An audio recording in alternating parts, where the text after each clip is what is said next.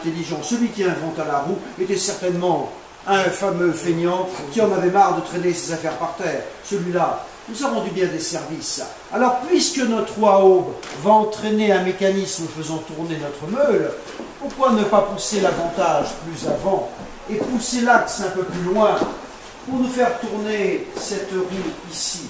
Et celle-là nous servira à faire monter nos sacs de blé. Une grande roue ici, une plus petite en bas pour la démultiplication et une jolie courroie en cuir bien solide. Regardez, la courroie est lâche et la roue peut tourner comme elle l'entend. Il suffit simplement que je comprime un peu ici ma courroie et là la friction va se faire un peu plus forte. Et à partir de ce moment-là, d'une main, d'une seule, je fais monter mon sac de blé, 80 kilos avec une seule main. Feignant, mais malin.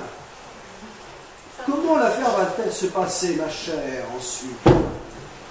Eh bien, avec le poids et le volume du sac, la trappe va s'ouvrir, le sac va pouvoir continuer à monter, et une fois passée, elle va se refermer de par son propre poids. Et voilà.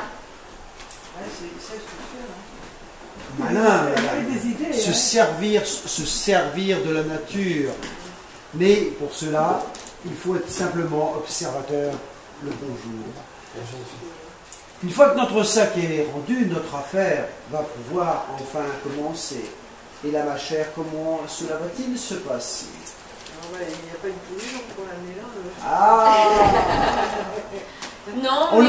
le montait à hauteur d'épaule. On le montait à hauteur d'épaule pour ne pas avoir la récupérer par terre. Et on récupère notre sac. Et ensuite, nous allons le vider. Le meunier a les reins pas très solides. Donc là aussi, il est obligé de réfléchir. Donc le grain, eh bien, notre meunier, parce que ça, ce n'est pas le travail de la meunière, hein.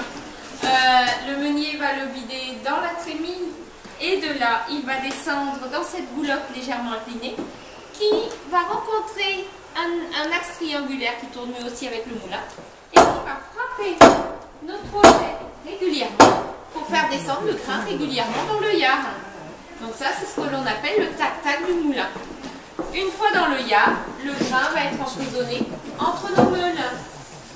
Alors ici, nous avons deux meules, hein, comme dans tous les moulins. La meule du dessous est fixe, on l'appelle la dormante. La meule du dessus va tourner, on l'appelle la tournante ou la volante. Et là, nos meules font plus de 600 kg chacune. Et regardez sur cette photographie.